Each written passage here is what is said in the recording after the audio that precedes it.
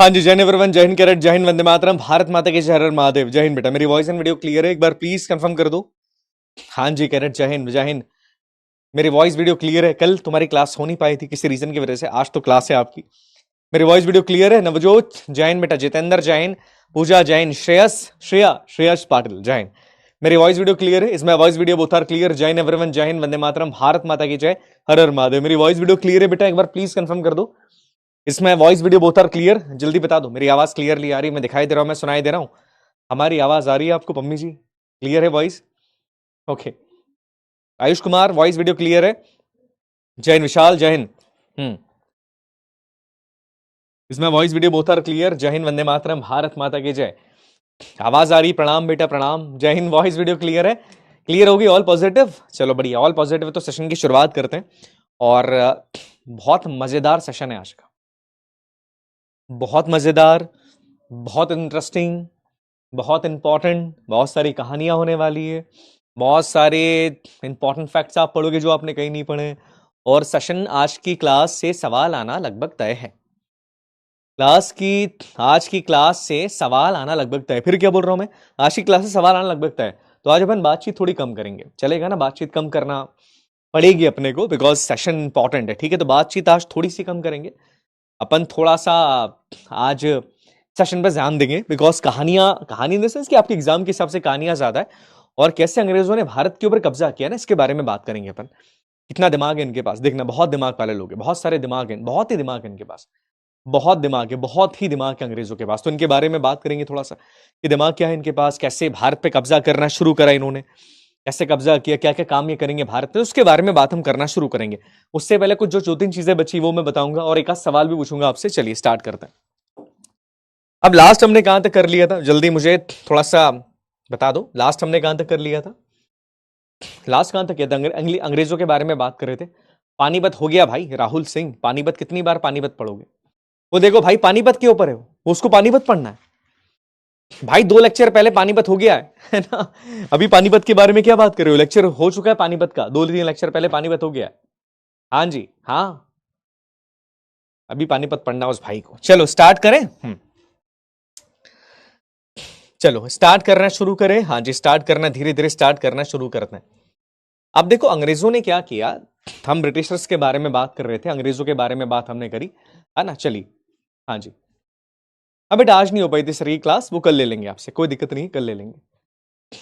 आज कल, हाँ हाँ। जॉन मैडन के बारे में अपन अंग्रेजों तक पहुंच चुके थे। हमने कहा देख लिया था, हमने देखा कि देखो शुरुआत में अंग्रेजों के पास क्या आ चुका है। हमने देखा कि साहब 1641 के आसपास अंग्रेजों ने अपना हेडक्वार्टर बनाया, किसको? मद्रास को बनाया। याद आ गया ना? मद्रास में इन्होंने एक बिल्डिंग बनाई। इस बिल्डिंग के बारे में भी बात करी थी हमने। इस बिल्डिंग का क्या नाम था? Fort Saint George. याद आ गया कि मद्रास को इन्होंने हेडक्वार्टर बनाया, और मद्रास में एक बिल्डिंग बनाई फोर्ट सेंट जॉर्ज। उसके बाद इन्होंने क्या करा, इनको गलती से इनको मिल गया मुंबई। मुंबई कैसे मिला? याद आ गया ना? शादी वादी दहेज वाला मामला था, तो इनको मुंबई मिल गया, और बाद में इन्होंने मुंबई को भी अपना हेडक्वार्टर बना लिया। देखो अब इनके हेडक्वार्टर 2-3 जगह पे हो गए।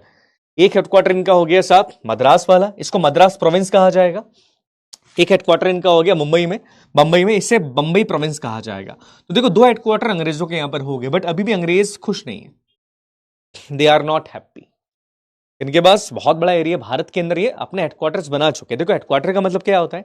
यहां पर इन्होंने अपनी ट्रेडिंग की पोस्ट खोल के रखी है, इनके कारखाने साहब यहां से माल ले जाते हैं, व्यापार करते हैं। 2 जगह पर इन्होंने अपनी बड़ी बड़ी फैक्ट्रीज बना के रखी। तभी भी अंग्रेज अभी थोड़ा सा खुश नहीं है। अभी खुश नहीं है साहब। खुश क्यों नहीं है? बिकॉज एक बहुत बड़ा इलाका छूटा है इनसे। वो इलाका इतना बड़ा है कि जितना भी लोग ट्रेड करते हैं ना, जितना भी ट्रेड करते हैं पूरे भारत से, उसका 60% इसी इलाके से ट्रेड करते हैं। कितना? 60%। सोचो 60% बहुत होता है। मतलब ये मान के चलो कि अगर ये 100 रुपए की ट्रेडिंग कर रहे हैं, पूरे भारत से व्यापार कर रहे हैं 100 रुपए का, 60 रुपए का व्यापार इसी एरिया से करते हैं। किस एरिया के बारे में बात कर रहे हैं? हाँ जी, किस एरिया के बारे में बात कर रहे हैं? बताओ कौन सा एरिया है, जल्दी बताओ। किस एरिया से 60% तक का ट्रेड ये करते हैं? 60% ट्रेड इनका यहीं से होता है। जिस एरिया के बारे में आज अपन बात करने वाले हैं ना, 60% ट्रेड इनका यहीं से होता है। हम बात कर रहे हैं बंगाल के बारे में। याद रखना, बंगाल बहुत इंपॉर्टेंट है। तो आज हम इसी कहानी के बारे में बात करेंगे कि अंग्रेज बंगाल को जीतेंगे कैसे। बंगाल के जीतने की कहानी अंग्रेजों की, बहुत इंटरेस्टिंग कहानी कि बंगाल कैसे जीता इन्होंने। और बंगाल जीतने के साथ ये भी हम देखेंगे कि बंगाल के अंदर चीजें क्या हुई, क्या चीजें बंगाल के अंदर करी, क्या नहीं करी, है ना? चलो स्टार्ट करें।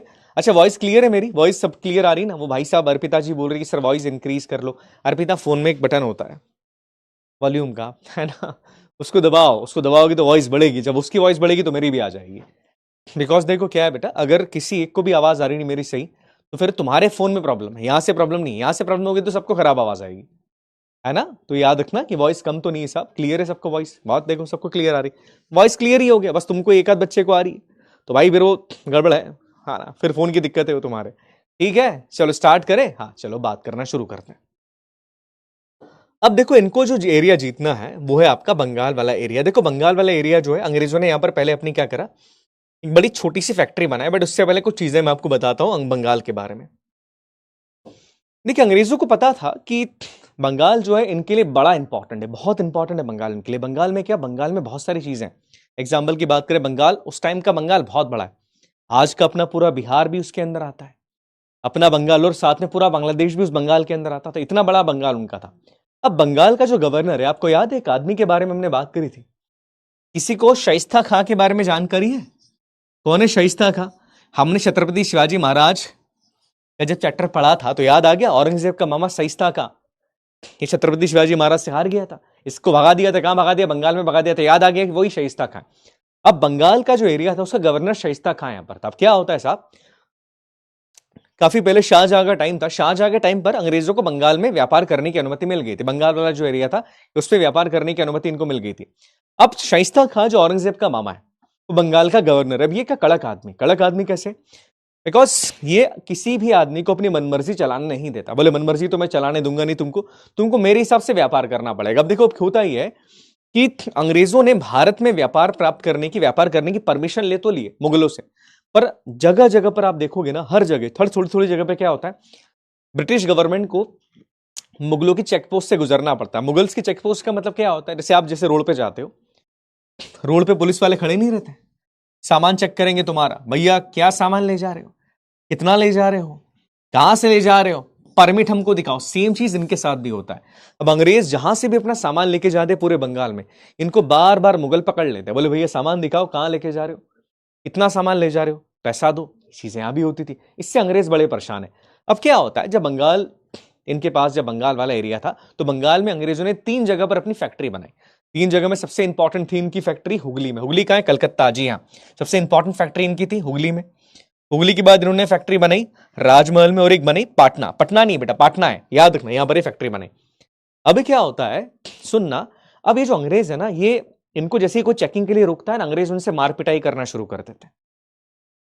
मुगल्स ने रोका इनको कि भैया सामान चेक करवाओ, अंग्रेज बोला कोई सामान चेक नहीं होगा, बंदूक चलाना शुरू कर दी, ये मार पिटाई करते। अब साहब अब दिमाग खराब हो गया औरंगजेब का, बोले क्या बात है, तो मार पिटाई कर रहे हो, हमारे साथ मार पिटाई करोगे तो, भैया हमने तुमको जमीन दी व्यापार करने के लिए, तुम हमारे साथ मार पिटाई करोगे। तो औरंगजेब क्या बोलेगा शाइस्ता खां को, चाचा को, कि चाचा इनको भगाओ तो यहां से, इनको भगाओ, बिकॉज ये भारत में व्यापार करने लायक है, इनको भगाना ही बिल्कुल सही रहेगा। अब क्या होगा, शाइस्ता खां जो चाचा था ना इनका, ये बड़ा खतरनाक आदमी, एक तो क्या हारा हुआ छत्रपति शिवाजी महाराज से, इसका दिमाग वैसे ही खराब है कर मेरे को अपने आप को प्रूफ करना है, तो ये क्या करेगा, बहुत बड़ा अटैक करेगा अंग्रेजों के ऊपर, और अंग्रेजों को हुगली, राजमहल, पाटना, यहां सबसे भगा देगा, सबसे भगा देगा। और इस टाइम पर गवर्नर कौन था, गवर्नर था बंगाल वाले इलाके में अंग्रेजों का, जिसका नाम था विलियम हेज, याद रखिएगा, विलियम हेज बंगाल के अंदर अंग्रेजों का पहला गवर्नर है। सवाल एग्जाम के अंदर पूछा गया कि जो ब्रिटिश ईस्ट इंडिया कंपनी है उसका बंगाल के अंदर जो पहला गवर्नर है ना, उसका नाम था विलियम हेज। अब साहब इसने तो भगा दिया, सबको भगा दिया इसने, किसने, शाइस्ता खान ने, कि नहीं तुम लायक नहीं हो साहब,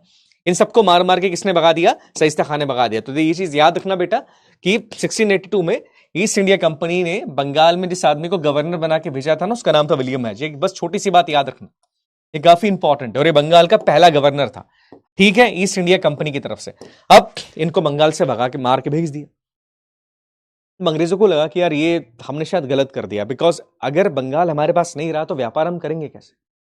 और ईस्ट इंडिया कंपनी के बाकी व्यापारियों, ईस्ट इंडिया कंपनी के ऊपर बड़ा प्रेशर है कि नहीं सब बंगाल वापस अपने पास लेके आओ, बंगाल वापस अपने पास लेकर आओ। अब एक आदमी को भेजा जाता है कि तुम जाओ और तुम जाके औरंगजेब से जाके बात करो। किससे बात करो, बोले देखो औरंगजेब से बात करनी पड़ेगी, ऐसे काम चलेगा नहीं अपने को। तुम जाओ औरंगजेब के पास, उसके पांव पड़ो, उसका कुछ भी करो, मतलब कुछ भी करके तुम जाकर बंगाल से वापस व्यापार करने की परमिशन तुम प्राप्त करके आओ। अब ये जो आदमी था जिसको भेजा गया, इसका नाम याद रखना, ये आदमी भी काफी इंपॉर्टेंट है, सुनिएगा। ये आदमी है जॉन जॉब चेरनॉक, सुना है इसके बारे में नाम? जॉब चेरनॉक सुना है इसके बारे में नाम? नहीं सुना इसका नाम? नहीं सुना तो मैं बताता हूं। जॉब चेरनॉक ये वो आदमी जिसने कलकत्ता को बसाया है। कलकत्ता को बसाने वाला ये आदमी है। जी हाँ, कलकत्ता इसी ने बसाया है। जॉब चेरनॉक इसका नाम है। और ये चेरनॉक के नाम पे कलकत्ता नाम रखा गया है। अब इसको भेजा गया, बोले जाओ तुम जाकर बात करो। अब ये जाता है और ये बात करना शुरू करता है औरंगजेब से। शुरुआत में तो औरंगजेब ने इसकी बात का जवाब नहीं दिया। बोले भाई तेरी बात का जवाब हम क्यों दें? तुम हमारे एरिया में आते हो, हमारे एरिया में मार पिटाई हमारे लोगों के साथ करते हो, और उसके बाद हमसे गुंडागिर्दी कर रहे हो। इसने वास्तविकता में पांव पड़ लिए थे औरंगजेब के। इसने पांव पड़े औरंगजेब के, मजाक नहीं कर रहा, उसने पांव पड़े। बोला साहब माफ कर दो, गलती होगी। मैं केवल इतना चाहता हूं कि देखो ये जो सूतानुती वाला एरिया है ना, दिख रहा है एरिया, सूतानुती वाला एरिया, ये देखो पुंगार बंगाल है, ये देखो कलकत्ता यहां पर आ गया, ये गोविंदपुर यहां पर आ गया। बोले जो सूतानुती वाला एरिया है ना, केवल यहां पर हमको व्यापार करने की परमिशन आप दे दो, बाकी बात हमको नहीं चाहिए। बाकी आप व्यापार करने के लिए हमको मत दो, पर कम से कम थोड़ा सा कलकत्ता से बाहर वाला जो एरिया है सूतानुती, वहां पर हमको फैक्ट्री लगाने की परमिशन यहां पर दे दो। अब औरंगजेब और दूसरा जो राजा था, उन्होंने बोला चलो ठीक है दे देते हैं इसको। तो याद रखना इसने क्या करा, इसने फैक्ट्री लगाई सूतानुती में 1691 के अंदर। और उसके बाद क्या हुआ, इसने अपना दिमाग लगाया। इसने क्या करा, इसने बोला कि यार देखो अब औरंगजेब तो बूढ़ा हो चुका था, औरंगजेब कुछ समय बाद मर भी जाता है। इसने क्या करा, इसने जो सूतानुती के आसपास के गांव थे, फॉर एग्जाम्पल की बात करें, देखो गोविंदपुर हो गया, कलकत्ता हो गया ना, काली घाट के ऊपर था, यहाँ के जो गांव के जमींदार थे उनसे इसने जमीन खरीदना शुरू कर ली। बोले आप ये जमीन मेरे को दे दो गोविंदपुर की पूरी, मेरे को कलिकट की जमीन पूरी दे दो। इसने जमीन खरीदी और क्या करा इसने पता है, इसने जमीन खरीदने के बाद एक पूरा शहर बसा दिया उस पर, और इस तरीके से स्थापना की जाती है कलकत्ता की। तो चीज याद रखना। और इसलिए कलकत्ता में आप देखोगे, यहां पर आप देखेगा आपको एक फोर्ट विलियम, फोर्ट विलियम ये सूतानुती के अंदर बना हुआ है, और ये हेडक्वार्टर के तौर पर अंग्रेजों ने बनवाया था कि साहब आज से हमारा बंगाल का हेडक्वार्टर होगा आपका सूतानुती के अंदर फोर्ट विलियम। तो देखो इस तरीके से अंग्रेजों ने दिमाग लगाया, और दिमाग लगा के पूरा कलकत्ता के अंदर भी अपना हेडक्वार्टर बना लिया। धीरे धीरे काम कर रहे हैं कि नहीं, एक साथ नहीं करना, धीरे धीरे हम काम करना शुरू करते हैं। तो सवाल यहां से क्या आता है, सवाल ये आता है बेटा कि कलकत्ता के अंदर जब हम कलकत्ता के बारे में बात करते हैं तो किस व्यक्ति का नाम सबसे पहले आता है, इसके बारे में कहा जाता है कि कलकत्ता की स्थापना इस आदमी ने की। क्या नाम है इसका? जॉब चेरनॉक, इसका नाम याद रखना। दूसरा सवाल ये आता है कि कलकत्ता के अंदर जो हेडक्वार्टर है वो क्या था, तो ये था आपका fort William. Fort William Calcutta के अंदर है, और कलकत्ता में बेसिकली उस टाइम पर तो सूतानुती के अंदर था, पर आज कलकत्ता के अंदर है। तो बहुत बेसिक बात याद रखना, इस तरीके से कलकत्ता वाले एरिया के अंदर भी इनका कब्जा हो जाएगा। ये छोटी सी बात याद रखना बेटा, इस तरीके से कब्जा कर लेते हैं। आई बात समझ में? यहां तक क्लियर हो गया? यहां तक क्लियर हो गया, समझ में आ गया? हाँ, जिसके बाद एक लास्ट में एक और के बारे में बात कर लेंगे। अंग्रेजों के बाद हम बात करेंगे थोड़ी सी डेंस के बारे में। डेंस कौन है? ये डैनिश है। डैनिश कौन होते? देखिए आपने नीदरलैंड्स का नाम सुना है? नीदरलैंड्स का नाम सुना है? नीदरलैंड का नाम किसने सुना है पहले बताओ? नीदरलैंड का नाम सुना है किसी ने? किसी ने नीदरलैंड्स का नाम सुना है कि नहीं भैया, पहले बता दो।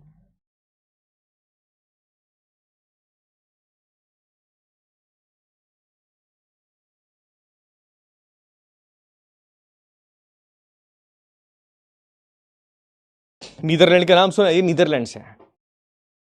देखो इनके बारे में ज्यादा जानकारी नहीं है, एग्जाम में बहुत ज्यादा एग्जाम में आता भी नहीं। केवल इनके बारे में दो बातें याद रखना। ये जो डेंस है ना, माफ कीजिएगा, basically they are from the Denmark.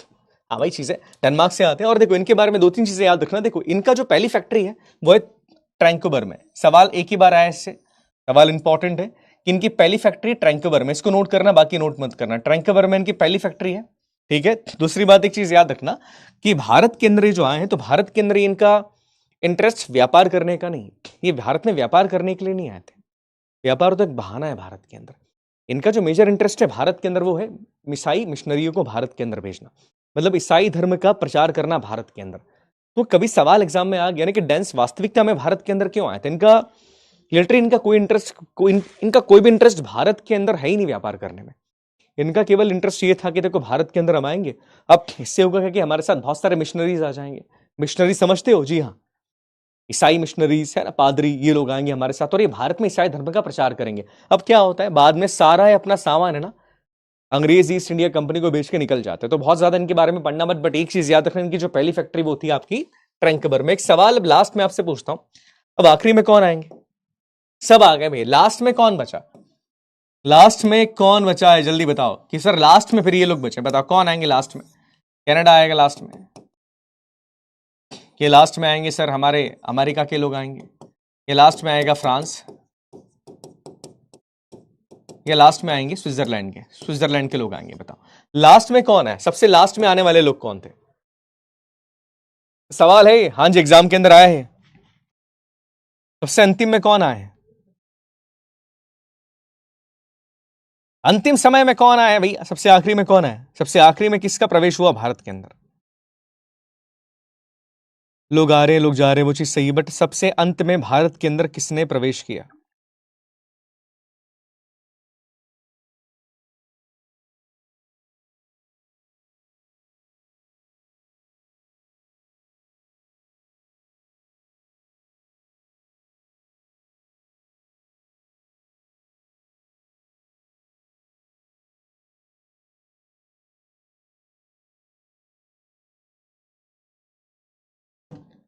ये सवाल है तुम्हारे एनडीए का, बिल्कुल सही जवाब है, लास्ट में आएंगे फ्रांस से। देखो फ्रांस लास्ट में आएगा।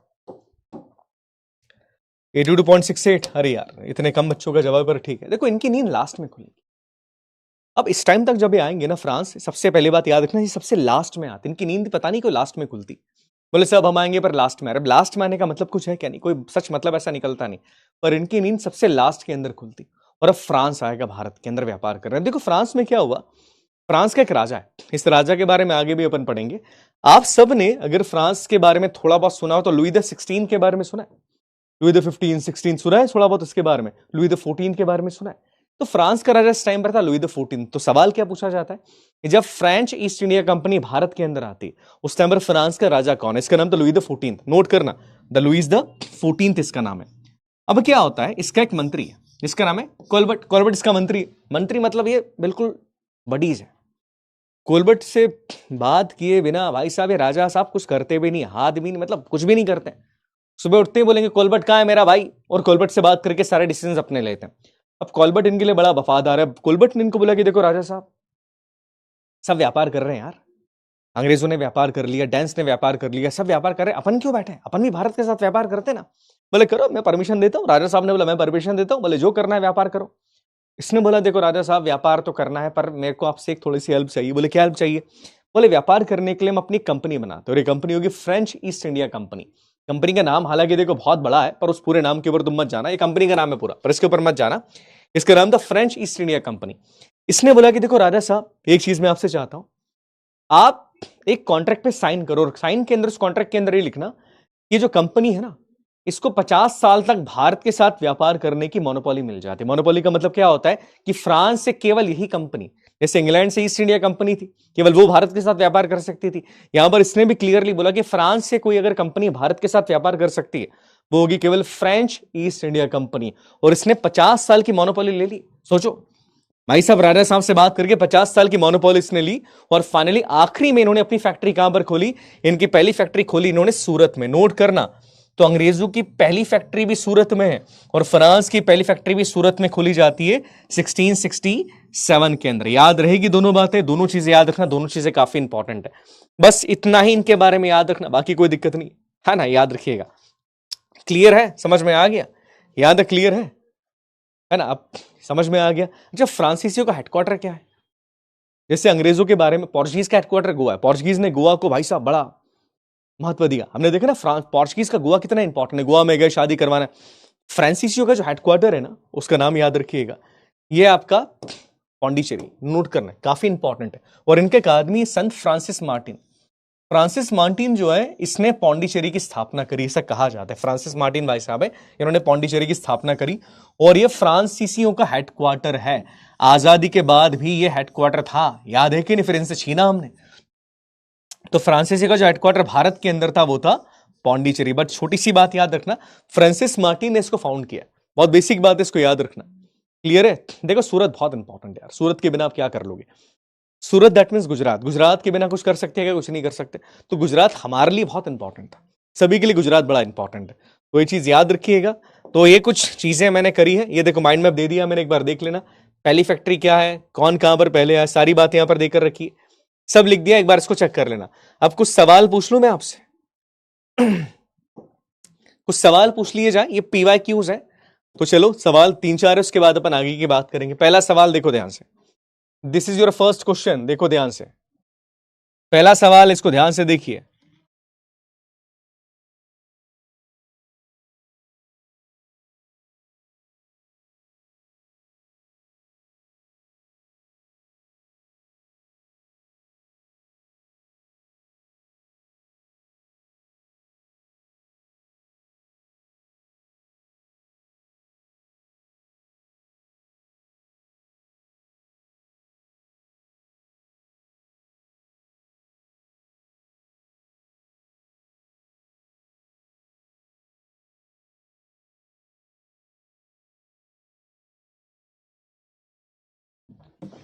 देख लिया, देखो कितना आसान है। पहले आए थे आपके Portuguese, option number B is the right answer, बिल्कुल सही जवाब है।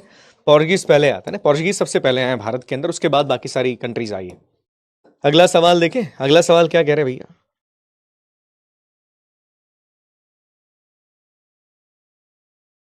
बहुत इंपॉर्टेंट सवाल है, थोड़ा घुमा फिरा के नहीं, आसानी से देखना।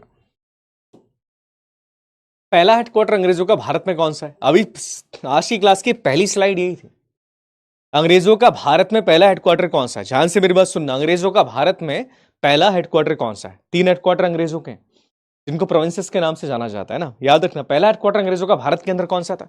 मद्रास था, जिसको मद्रास प्रेसिडेंसी अपन बोलते हैं, बंबई था, कलकत्ता, सूरत था। ध्यान से मेरी बात सुनना, आज की क्लास में पहली स्लाइड में बताइए चीज, पहली स्लाइड में बताइए बात, बताओ जल्दी, सबसे पहला हेडक्वार्टर इनका कौन सा है? कलकत्ता तो लास्ट में बना है भाई, कलकत्ता तो अभी तक कितना मुश्किल से बाद में बना है। पहला हेडक्वार्टर इनका, हेडक्वार्टर पूछा है बेटा मैंने, पहली फैक्ट्री नहीं पूछी। सवाल क्या है? फर्स्ट बेस क्या है कंपनी का, हेडक्वार्टर पूछ रहे हैं यहां पे। सवाल में पहली फैक्ट्री कहां लगाई ये नहीं पूछा है आपसे, सवाल था कि पहला हेडक्वार्टर कौन सा है। बहुत कम बच्चे जवाब दे पाएंगे, it was the Madras. Madras, जी हां, इज द राइट आंसर। ये देखो पहली स्लाइड के अंदर क्या बताया था, 27.8782, बस क्यों, ये देखो इधर पहली ही स्लाइड में आज हमने इसके बारे में बात करी कि देखो पहला हेडक्वार्टर इनका था मद्रास, नंबर 1। सेकंड बना बंबई, फिर क्या बना, फिर बना इनका कलकत्ता तीसरे नंबर पे। आज ही बात करी है। ये देखो सवाल में लैंग्वेज का खेल है बेटा, लैंग्वेज में घुमाएंगे तुमको। हेडक्वार्टर क्या था, बेस क्या था, इसमें घुमाया जाता, तो इसमें घूमना नहीं जाता, अपने को घूमना थोड़ी यार, अपन लोग समझदार बच्चे हैं, घूमने के लिए नहीं बने, घूमने इन द सेंस कि ऐसे नहीं घूमेंगे। ओके चलिए आखिरी सवाल पूछता हूं मैं आपसे।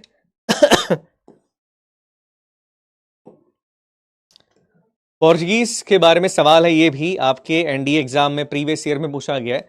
The Portuguese establish there base in which of the following locations in the India. Bharat में किस लोकेशन में पोर्चुगीज ने अपना बेस बनाया था?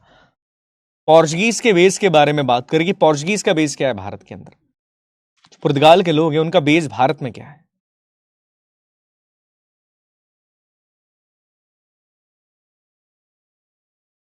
What is the base of Portuguese in India? Bharat में पोर्चुगीज का बेस क्या है?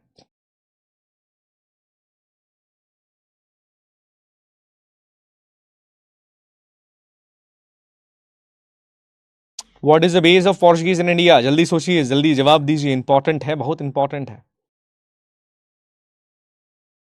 आज ही इसके बारे में थोड़ी बहुत बात तो हमने करी है कि भैया पोर्चुगीज का बेस क्या है, बताइए।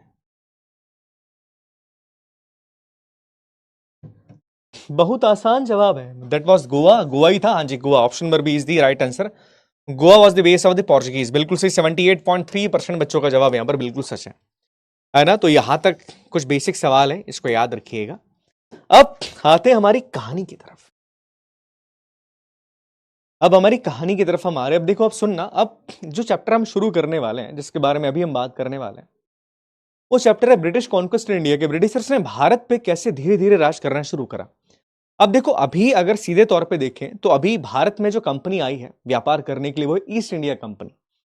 मेरे को एक बात बताओ कि ईस्ट इंडिया कंपनी कोई प्राइवेट कंपनी है या ब्रिटिश गवर्नमेंट की कंपनी है? क्या है भाई ये? मुझे सवाल का जवाब दो, ईस्ट इंडिया कंपनी एक प्राइवेट कंपनी है या ईस्ट इंडिया कंपनी एक गवर्नमेंट कंपनी है? पहले तो इस सवाल का जवाब दो, उसके बाद अपन आगे बात करेंगे।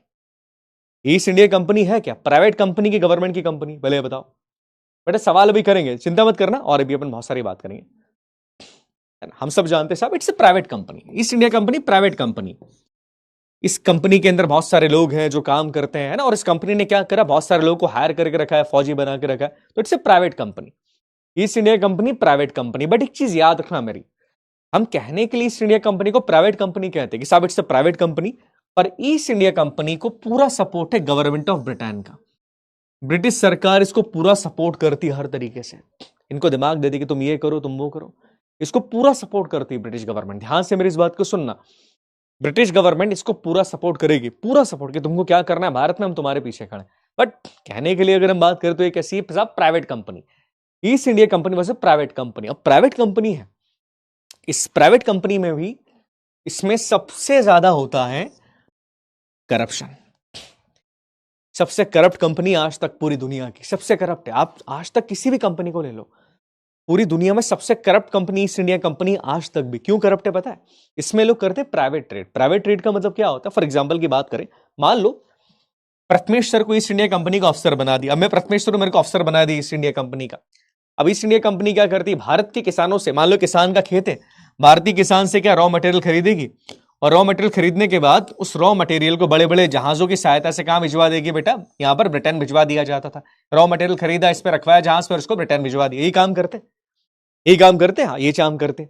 अब ईस्ट इंडिया कंपनी के लोग क्या करते हैं पता है? शायद तुम जान के हैरान हो जाओगे। ये क्या करेंगे? मान लो ये मैं प्रथमेश, ये कोई ईस्ट इंडिया कंपनी का अधिकारी, पता है लोग क्या करते हैं? ये जाएंगे भारत के किसान के पास, ये किसान है भारत का, इसके पास जाएंगे, इससे बोलेंगे तू एक काम कर, तू 30 किलो रॉ मटेरियल तो ईस्ट इंडिया कंपनी के लिए दे, ठीक है? ईस्ट इंडिया कंपनी के लिए 30 किलो मटेरियल दे, और मेरे खुद के लिए तो 60 किलो मटेरियल दे, मतलब 60 किलो कच्चा माल तू मेरे लिए दे। अब क्या करेंगे? उस कच्चे माल को जो ईस्ट इंडिया कंपनी का है उसको भी जहाज पे चढ़ाएंगे। ईस्ट इंडिया कंपनी के माल को भी जहाज पे चढ़ा दिया, ईस्ट इंडिया कंपनी का माल है। और जो खुद का माल था, जो खुद इसने प्राइवेटली परचेस किया, उसको भी इसने जहाज पे चढ़ा दिया। अब ये दोनों सामान जाएंगे ब्रिटेन में। अब दोनों सामान जब ब्रिटेन के अंदर जाएंगे ना, तो ये पता है क्या करेगा? ये अपने सामान को ब्रिटेन में जाके बेचेगा सस्ते दाम पे। ईस्ट इंडिया कंपनी थोड़े महंगे दाम पे बेचेगी, ये अपने सामान को कच्चे दाम, बहुत सस्ते दाम पे बेचेगा ब्रिटेन में जाके। और दूसरा काम ये क्या करेगा पता है? इसने जो भारतीय किसान से सामान खरीदा ना, उसका पैसा ये लोग हमको देते ही नहीं थे। हमको पैसा नहीं देते उसका, है नहीं देते हैं। क्या कर लेंगे अपन? नहीं देते पैसा, बोलो नहीं दे रहे पैसा, जा कंप्लेन कर दे। हमारे राजा महाराजा इतने पावरफुल थे नहीं कि इनसे पैसा निकलवा पाए। हमारे किसानों का सामान लूट के ले जाते थे। सोचो कितने खतरनाक लोग। कंपनी का सामान जो लेके जा रहे हैं उसका तो पैसा दे रहे हैं, पर जो प्राइवेट ट्रेड कर रहे हैं ना खुद का सामान, उसका कोई पैसा नहीं देते, कोई भी पैसा उसका नहीं देते थे। सोचो क्या हालत होगी हमारे देश के किसानों की। हमारा पैसा है, हमारे किसान दिन भर काम कर रहे हैं, मेहनत कर रहे हैं, पर हमारे किसानों को अपनी फसल का कोई पैसा ये लोग नहीं देते थे। It is the most corrupt company, सबसे corrupt company East India Company. अब देखो बढ़िया करप्शन इनका बहुत बढ़िया चल रहा है, मजा आ रहा है इनको करप्शन करने में, खूब पैसा कमा रहे इसके अधिकारी। ईस्ट इंडिया कंपनी को भी फर्क नहीं पड़ रहा, बोले ठीक है अपन तो लॉस में जा रहे हैं, पर अपने अधिकारी पैसा कमा रहे ना, खूब बढ़िया पैसा वैसा कमा रहे। अब होता क्या है, इतनी देर में आप देखोगे कि फ्रांस की ईस्ट इंडिया कंपनी आ गई है। फ्रांस वाले भी आके भारत में व्यापार करना शुरू कर देते हैं। अब फ्रांस की जो कंपनी है ना, वो थोड़े से अच्छे लोग हैं, अच्छे इन द सेंस कि वो अपने किसानों को माल देते हैं टाइम पे, अपने किसानों को उस माल का पैसा टाइम पे दे देते हैं। हमारे किसान इनसे थोड़े बहुत खुश है कि यार ये लोग जो है कम से कम ऐसे चोरी चकारी नहीं करते। अंग्रेज ऐसे चोरी चकारी करते, ये लोग चोरी चकारी यहां पर करते नहीं। अब इससे जो अंग्रेज वाली ईस्ट इंडिया कंपनी, इनका दिमाग खराब हो जाता है, बोले यार ये तो हमारे दुश्मन हो गए, दुश्मन है हमारे, बिकॉज इनकी वजह से किसान हमको सामान दे नहीं रहा है। किसान अपना माल पहले ही बेच देगा इनको, जो पैसा देगा उसको किसान माल बेच देता है, जो ज्यादा देगा उसको माल बेच देगा किसान। अब ईस्ट इंडिया कंपनी को लगा कि अंग्रेजों को लगा कि साहब फ्रांस को ऐसे बाहर करना पड़ेगा, कुछ भी करो पर फ्रांस को भारत से बाहर फेंको। और यहीं से फ्रांस और ईस्ट इंडिया कंपनी के बीच की लड़ाई शुरू होगी। और याद रखना, इन्हीं 3 लड़ाइयों के बारे में अपन बात करने वाले हैं। ऐसी 3 लड़ाइयों के बारे में बात करेंगे। सुनना बेटा, अंग्रेजों की जो सबसे बड़ी लड़ाई भारत में हुई है ना, वो केवल फ्रांस के साथ है और किसी के भी साथ नहीं। किसके साथ है? केवल फ्रांस, केवल और केवल फ्रांस के साथ है, बाकी के साथ ये नहीं लड़ते। अंग्रेजों की जो सबसे बड़ी लड़ाई है वो केवल और केवल फ्रांस के साथ है। तो इन्हीं 3 लड़ाइयों के बारे में बात करेंगे। अब देखो 3 लड़ाइयां जो है, इन्हें कहा जाता है 3 कैर्नेटिक वॉर। सुना है इसके बारे में? 3 कैर्नेटिक वॉरों के बारे में, इन्हें कैर्नेटिक वॉर्स कहा जाता है। कैर्नेटिक का मतलब क्या है मैं बताऊंगा। अब तुमको ध्यान क्या रखना है, देखो हर वॉर शुरू होता है किसी रीजन से, उस रीजन को ध्यान रखना, रीजन क्या हुआ। दूसरा, हर वॉर के अंदर एक बहुत बड़ी बैटल होगी, उस बैटल को याद रखना। और तीसरा, हर वॉर एक ट्रीटी से, ट्रीटी का मतलब है संधि से खत्म हो जाएगा, कि साहब दोनों देश आपस में बातचीत कर लेंगे और इस वॉर को खत्म करेंगे। उस ट्रीटी को ध्यान रखिएगा। 3 बातें याद रखनी। अब याद रखना, सवाल यहां से बनते ही हैं। इन 3 वॉर से सवाल बनना लगभग तय है। ध्यान से सुनना है, 3 वॉर से सवाल लगभग बनते हैं। तो इन 3 वॉर्स के बारे में बात करना, इनके बारे में जानना समझना तुमको इंपॉर्टेंट है। केवल इतिहास के लिए नहीं बेटा, केवल नॉलेज के लिए नहीं, अपने आप को भी जानो कि किस तरीके से अंग्रेजों ने भारत पे कब्जा करना शुरू करा है। तो इन 3 वॉर्स के बारे में बात करना शुरू करें। अब साहब इन्हें कैर्नेटिक वॉर्स क्यों कहा जाता है? कोई बताएगा रीजन कि सर इनको कैर्नेटिक क्यों कहते हैं? 3 वॉर्स हुए। पहला होगा 1746 से 48 तक होगा, दूसरा 1749 से 54 तक होगा, तीसरा होगा 56 से लेकर 63 तक। 3 बार कैर्नेटिक वॉर्स हुए। तो कैर्नेटिक का मतलब यहां पर क्या है? What is the real meaning of the Carnatic? Carnatic का मतलब क्या है यहां पे, बताओ मेरे को। कैर्नेटिक क्या है भैया, ये बताओ पहले। हम 3 वॉर्स के बारे में बात करें, पर कैर्नेटिक का मतलब यहां पर क्या है? हाँ जी बताइए।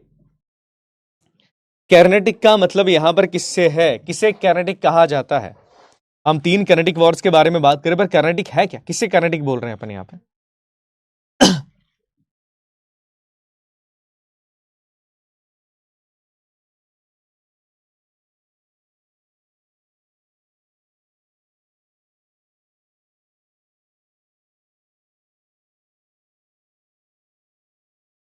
समुद्र, कोस्टल एरिया, कर्नाटका नहीं। देखो ध्यान से मेरी बात सुना, जो एरिया दिख रहा है तुमको, ये पूरा एरिया मार्किंग कर देता हूं मैं, देखना ध्यान से। ये जो एरिया है ना बच्चा, ये दिख रहा है एरिया, ये जो एरिया दिखा एरिया, हाँ जी, ये जो पूरा एरिया दिख रहा है, इस पूरा एरिया को कैरनेटिक रीजन के नाम से जाना जाता है। इस पूरे एरिया को कैरनेटिक कहा जाता है। ये जो रीजन है ना, ये जो पूरा है, इसको कैरनेटिक बोलते हैं। आई बात समझ में? देखो लिखा भी है, that is the whole area is known as the Carnatic region. अब ये बात समझ में? तो तीनों वॉर्स यहां पर हो रहे हैं, तीनों जो लड़ाई है ना वो इस एरिया पे हो रही है, जो पूरा कोस्टल एरिया दिख रहा है तुमको, हाँ जी, इसे कैरनेटिक रीजन कहा जाता है। फॉर एग्जाम्पल की बात करें, देखो इधर मद्रास तुमको दिख जाएगा, इधर देखो पौंडीचेरी दिख जाएगा, फ्रांसीसियों के लिए काफी इंपॉर्टेंट पौंडीचेरी। तो ये इस पूरे एरिया को कैनेटिक रीजन कहा जाता है। और पूरा वॉर, ये 3 वॉर यहीं पर होंगे, और इन 3 वॉर्स की कहानी के बारे में बात करना बड़ा जरूरी है हमको। तो स्टार्ट करें कहानी के बारे में बात करना। बड़ी इंटरेस्टिंग कहानी है। देखो सेकंड कैनेटिक वॉर की कहानी नहीं पढ़ेंगे अपन, बिकॉज बड़ी कंफ्यूजिंग है, पर हाँ फर्स्ट और थर्ड के बारे में बात करना शुरू करेंगे। अब सवाल आता है पहले कैनेटिक वॉर का, कि फर्स्ट कैनेटिक वॉर शुरू कैसे हुआ, कहानी क्या है इसके पीछे की। चलिए शुरुआत करते हैं कहानी से बात करने के बारे में। अब देखो क्या होता है, फर्स्ट कैनेटिक वॉर के बारे में बात की जाए तो देखो भारत के अंदर ये वॉर केवल 2 साल चला, केवल 2 साल चला। 46 से लेकर 48 तक केवल 2 साल चला। 1746 से 48 तक ये वॉर भारत के अंदर चलता है। अब आप ये मान के चलिएगा कि ये जो फ्रांस और ब्रिटेन की जो लड़ाई है, फर्स्ट कैनेटिक वॉर का रीजन भारत के अंदर इसका था ही नहीं, इसका रीजन कहीं और ही था। देखो होता क्या है, आपने कंट्री का नाम सुना है ऑस्ट्रिया? किसने ऑस्ट्रिया का नाम नहीं सुना है?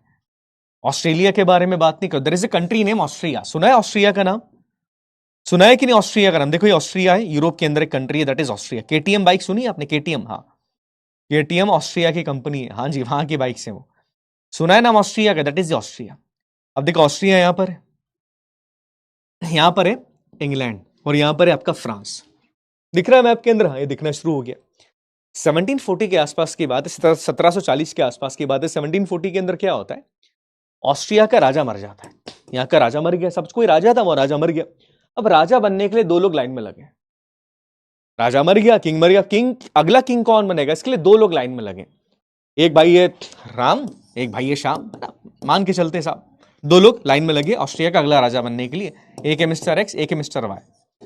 अब क्या होता है भैया, और एक्स और वाई के बीच में बड़ी दुश्मनी है। एक्स बोलेगा मैं बनूंगा राजा, वाई बोलेगा नहीं साहब मैं बनूंगा राजा। अब इन लड़ाई इनकी चल रही कि अगला राजा बनेगा कौन, ऑस्ट्रिया का। मतलब ऑस्ट्रिया का वॉर ऑफ सक्सेशन चल रहा है कि अगला राजा ऑस्ट्रिया का बनेगा कौन। अब यहां पर होता क्या है कि फ्रांस और ब्रिटेन आमने सामने आ जाएंगे। एक भाई को सपोर्ट करेगा, फ्रांस ने बोला भाई तेरे को सपोर्ट मैं करता हूं, देखता हूं कौन आएगा लड़ने के लिए। और इस भाई को सपोर्ट कर दिया इंग्लैंड ने, बोले भैया मैं तेरे को सपोर्ट कर रहा हूं, देखता हूं मेरे से लड़ने कौन आएगा। मतलब इन दोनों के बीच की लड़ाई है ही नहीं, इनका कोई मामला नहीं है, ये आपस में इन दोनों को सपोर्ट करने के चक्कर में लड़ मरेंगे। ये देखो भैया राजा बनेगा यहां, ये आपस में लड़ रहे हैं, बोले अगला राजा कौन बनेगा मैं बताऊंगा, बिकॉज एक को सपोर्ट करा फ्रांस ने, एक को सपोर्ट करा इंग्लैंड ने। सीधी बात है ना, अगर फ्रांस वाला राजा बन गया तो फ्रांस को वो ज्यादा फायदा देगा बिजनेस करने में, बाकी चीजों के अंदर। इंग्लैंड वाला राजा बन गया तो इंग्लैंड को वो ज्यादा फायदा देगा। अब यहां पर यह होता है कि तय किया गया कि जहां जहां पर भी फ्रांस और ब्रिटेन आमने सामने आपस में लड़ना शुरू कर, तो फर्स्ट कैनेटिक वॉर का रीजन क्या है, the succession war in the Austria, the Austria war of succession, that is the major reason कि ऑस्ट्रिया का अगला राजा कौन बनेगा सब, ये रीजन है फर्स्ट कैनेटिक वॉर का। अब क्या होता है, अब जहां जहां पर भी फ्रांस और ब्रिटेन आमने सामने दुनिया में कहीं पर भी हुई आपस में लड़ना शुरू कर देते हैं। सेम चीज होती है सब भारत के अंदर भी, भारत के अंदर भी आमने सामने ही तो है। अब जो एरिया कैनेटिक भारत, इस एरिया के बारे में बात करें ना अपने कैनेटिक के बारे में। अब देखो कितना आसपास है, देखो यहां पर अपना आ गया मद्रास, आ गया मद्रास के इधर, आप देखो इधर पौंडीचेरी यहां पर आ जाएगा। अब देखो फ्रांस बहुत पास है इनके, बहुत पास है, मद्रास और पौंडीचेरी बहुत दूर दूर तो है नहीं, काफी पास है। फ्रांस ब्रिटेन लगभग आमने सामने यहां पर है। अब ये जो पूरा एरिया है कैनेटिक वाला, इस एरिया की कमांड है जिस आदमी के हाथ में, उसका नाम है नवाब अनवरुद्दीन। अभी नवाब साहब ये इस एरिया के कैनेटिक के नवाब है, कैनेटिक वाला जो एरिया साहब इस एरिया के नवाब है, नवाब अनवरुद्दीन साहब। बड़ा शौकिया आदमी है। अब ये साहब यहाँ के नवाब है, बस इनका नाम थोड़ा सा याद रखना। होता क्या है सुनना, सब शुरुआत ये होती है कि जब हमारे देश में एक कहावत कही जाती है कि आगे से कभी किसी को छेड़ना नहीं चाहिए, और अगर छेड़ दो तो कभी पीछे नहीं हटना चाहिए, है ना, हम सभी जानते हैं ये चीज है। पर अंग्रेज शायद इस बारे में जानते नहीं थे ज्यादा। तो क्या होता है, दो गवर्नर है, एक आदमी जो है इसका नाम है कॉमोडोर बैरनेट। ये कॉमोडोर बैरनेट ये ब्रिटिश गवर्नमेंट को भारत में रिप्रेजेंट कर रहा है उस टाइम पर, और एक आदमी जिसका नाम था जोसेफ मार्कस डुप्लेक्स, ये फ्रांस का आदमी। अब देखो होता क्या, ध्यान से मेरी बात सुनना, जो बैरनेट साहब है ना, ये क्या करेंगे, अपना दिमाग लगाएंगे। बैरनेट साहब जो है ये क्या करते हैं, कुछ फ्रांस के जहाज यहां पे खड़े हुए थे, मद्रास के पास थे, मद्रास में इनकी फैक्ट्री साहब, मद्रास के पास कुछ फ्रांस के जहाज खड़े हुए थे। इसने क्या करा, इसने उन जहाज पे अटैक करा, जानबूझ के, कोई रीजन नहीं था, अटैक करा, और अटैक करके इन जहाजों को अपने कब्जे के अंदर ले लिया, अपने कब्जे में ले लिया। बोले भाई हमारे एरिया में तुम खड़े हुए, इन्होंने बोला देखो भाई तुम्हारे एरिया में नहीं खड़े, ये समुद्र है, समुद्र तो सबका है।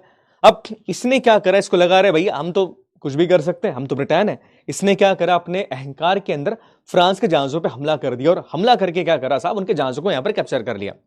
अब फ्रांस का इस टाइम पर भारत में जो आदमी फ्रांस को रिप्रेजेंट कर रहा था उसका नाम था कैप्टन डुप्लेक्स, बड़ा खतरनाक है, पूरा नाम है जोसेफ मार्कस डुप्लेक्स, बड़ा खतरनाक आदमी। इसने बोला अच्छा ऐसी बात है, हमारे जहाज पर तुम करोगे कब्जा।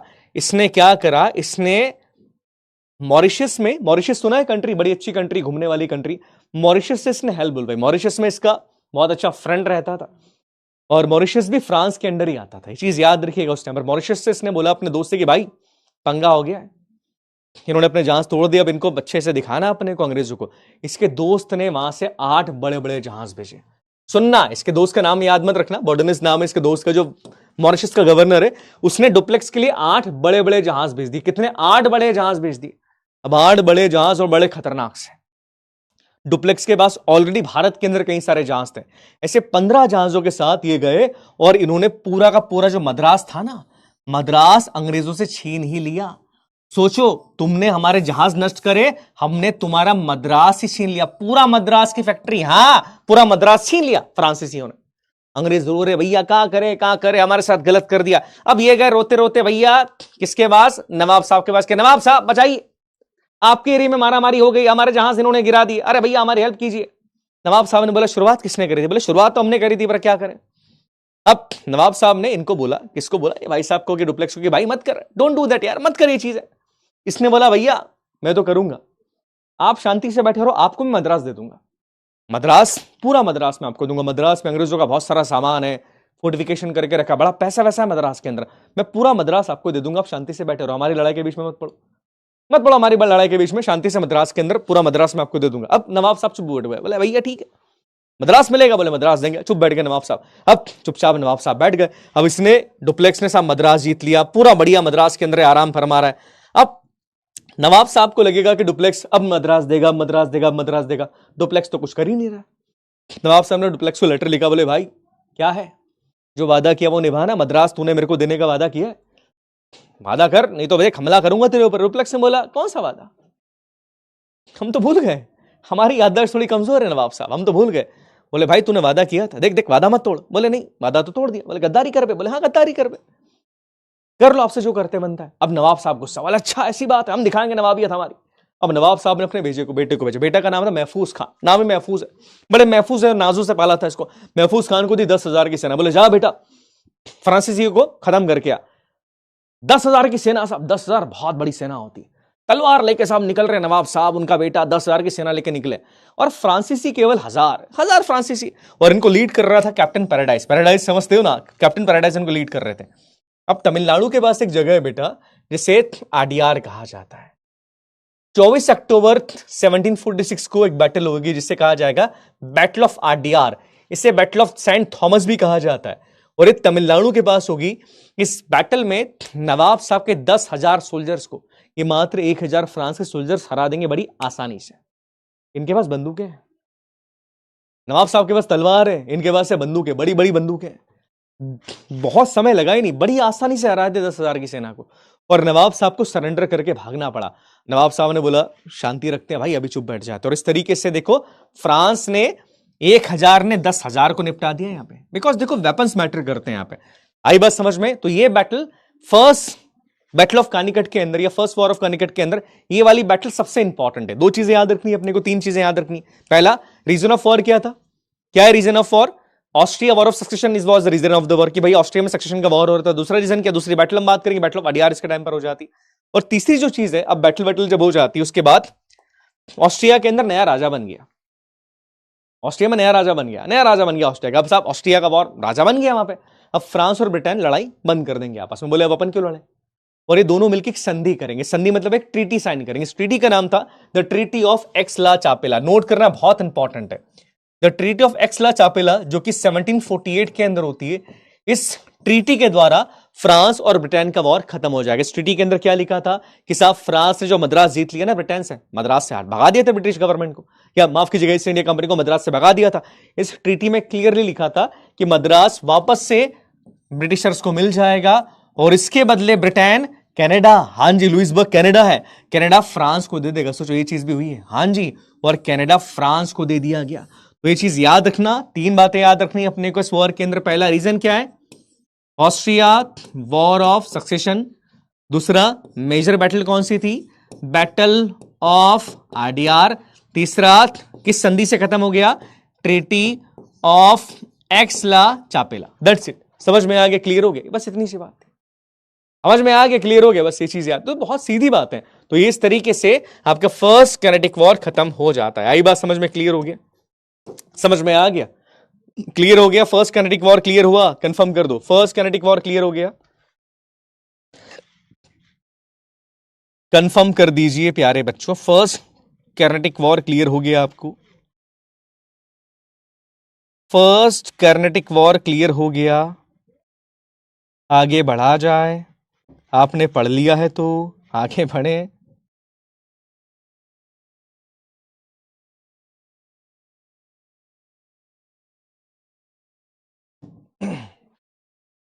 ठीक है, अब हम बात करेंगे सेकंड कैनेटिक वॉर की। देखो सेकंड कैनेटिक वॉर में ना ज्यादा पढ़ने के लिए कुछ है नहीं, इसमें केवल आपको याद रखना है कि ये शुरू क्यों हुआ, रीजन बताऊंगा मैं, और किस किस संधि से खत्म हो गया, संधि के बारे में बात करेंगे, किस ट्रीटी से खत्म हो, उस ट्रीटी के बारे में बात करेंगे। ज्यादा इसमें पढ़ने के लिए कुछ है नहीं, तो याद रखना सेकंड कैनेटिक वॉर का रीजन था वॉर बिटवीन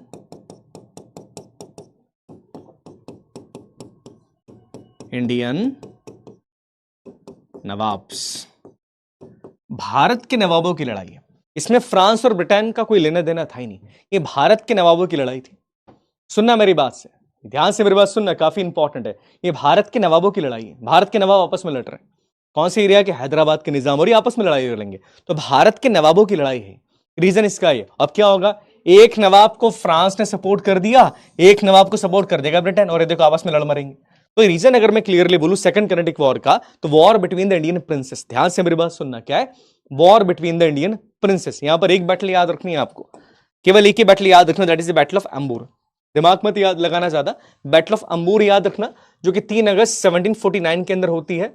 और इस बैटल में केवल ये चीज याद रखना बेटा कि ये बैटल अंबूर के अंदर होगी, बस छोटी सी बात याद रखना बेटा, है ना, केवल इस बैटल की डेट याद रखना। अब सेकेंड कैनेटिक वॉर जिस संधि से खत्म होता है, उस संधि का नाम है the treaty of Pondicherry. That's it, बहुत आसान है। इसमें कहानी बहुत बड़ी है इसकी यार, सेंस नहीं बताने का। जिन बच्चों ने सुना है मेरे से, वो शक्ति बैच में पढ़ोगे तुम कहानी सेंस नहीं निकलता, बहुत बड़ी कहानी, इसमें कंफ्यूजिंग है कहानी थोड़ी सी, तो मैं थोड़ी अवॉइड करता हूं। अब सेकंड कैनेटिक वॉर खत्म होता है द ट्रीटी ऑफ पौंडीचेरी से। पौंडीचेरी की संधि यहां पर होती है, जो कि 1755 के अंदर होती है।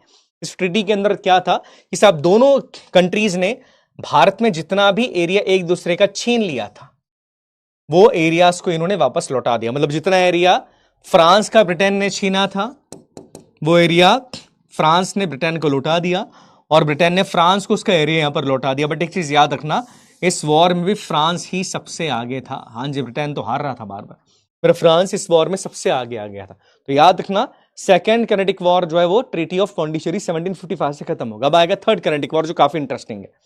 अब तीसरा कैनेटिक वॉर बताओगे कौन था तीसरा कैनेटिक वॉर, इसका रीजन क्या है?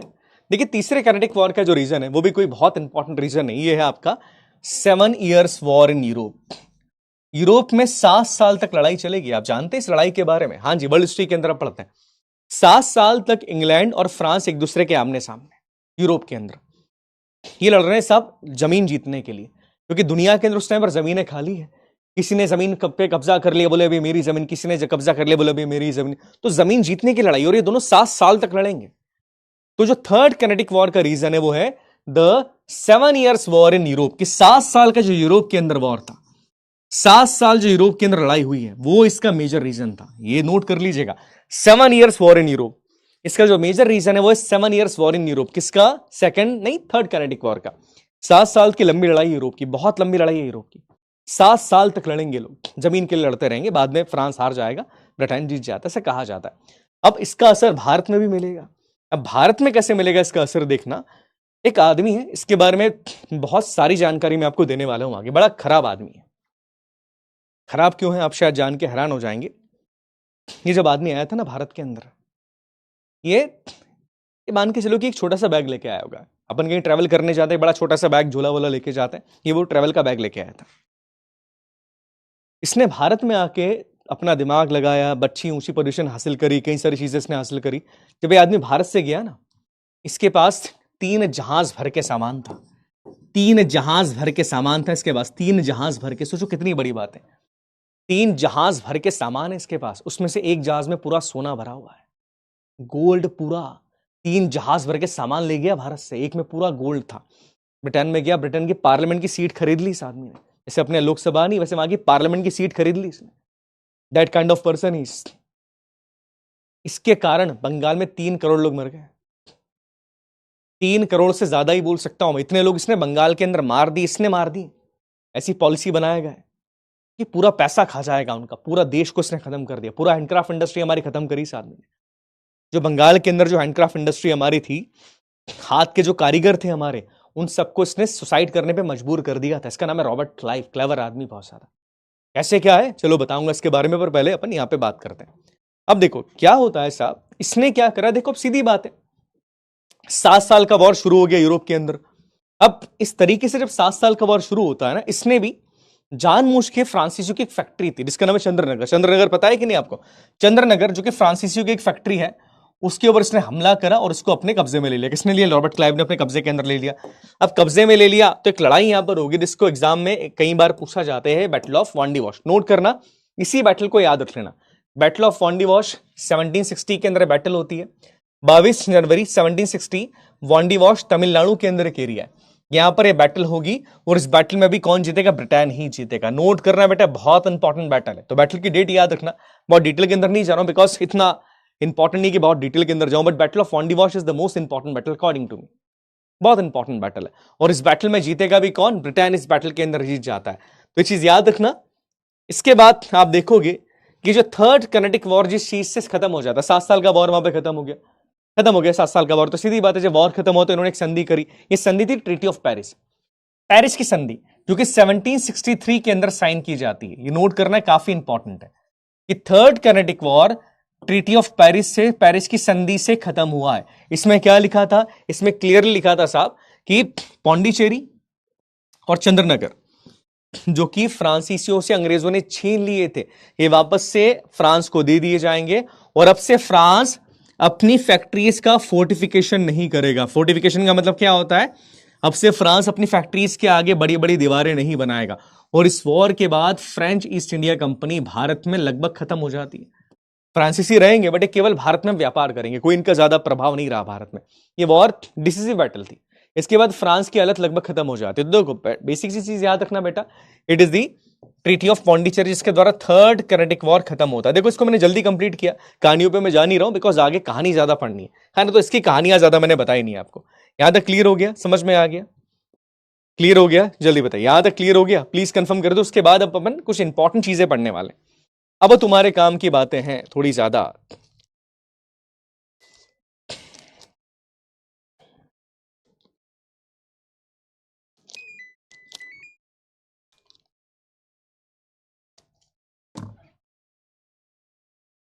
है ना बेटा? जहां देखो ज्यादा बताना है वहां मैं बता दूंगा ज्यादा, जहां अभी जरूरत नहीं बताने की ज्यादा वहां थोड़ा सा मैं हाथ रुक रहा हूं अभी, है ना।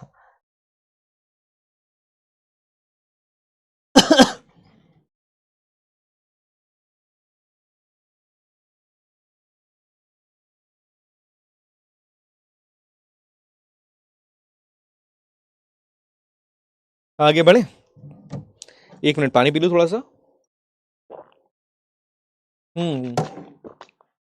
चलो अब देखो किनेटिक वॉर में सवाल कैसे आते हैं, सवाल आसान आते हैं। सवाल कैसे आते हैं पता है, सवाल आएगा मैच द कॉलम का।